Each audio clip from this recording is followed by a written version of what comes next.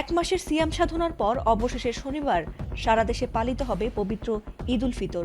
যদিও ঝড় বৃষ্টি মাথায় নিয়ে ইতোমধ্যেই যাত্রীরা ছুটে গেছেন পরিবারের সঙ্গে ঈদ পালন করতে, তবে উৎসবের দিনেও দেশের বিভিন্ন অঞ্চলে ব্যাপক বৃষ্টি এমনকি কালবৈশাখী ঝড়েরও আশঙ্কা রয়েছে বলে জানিয়েছে আবহাওয়া অধিদপ্তর।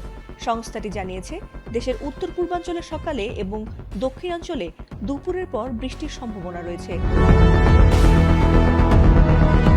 আবহাওয়া অফিস জানিয়েছে, ঈদের দিন সারা দেশে বৃষ্টির সম্ভাবনা রয়েছে। কোথাও হয়তো কম, আবার কোথাও বেশি, তবে সারা দেশেই বৃষ্টির সম্ভাবনা আছে। এছাড়াও এই বৃষ্টি সাধারণত 1 ঘন্টার বেশি সময় স্থায়ী হবে না। এছাড়াও দেশের ঢাকা, রাজশাহী, রংপুর, খুলনা বিভাগের জেলাগুলোতে সকালে বৃষ্টির সম্ভাবনা রয়েছে। তবে একটু বেলা বাড়ার সাথে সাথে চট্টগ্রাম, বরিশাল এবং সিলেটের দিকে বৃষ্টি হবে। এ সময় 2-1 জায়গায় অস্থায়ীভাবে দমকা হাওয়া অথবা ঝোড়ো হাওয়া সহ বিদ্যুৎ চমকানো বৃষ্টি অথবা বজ্রসহ বৃষ্টি হতে পারে। একই সঙ্গে কোথাও কোথাও বিক্ষিপ্তভাবে শিলাবৃষ্টিরও সম্ভাবনা রয়েছে।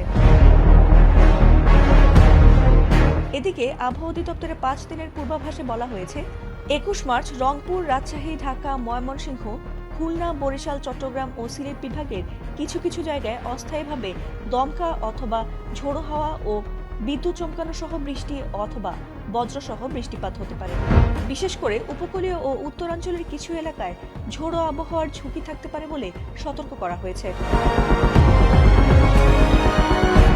রাজধানী ঢাকা ও আশেপাশের এলাকায় ঝড় বৃষ্টির আশঙ্কা রয়েছে।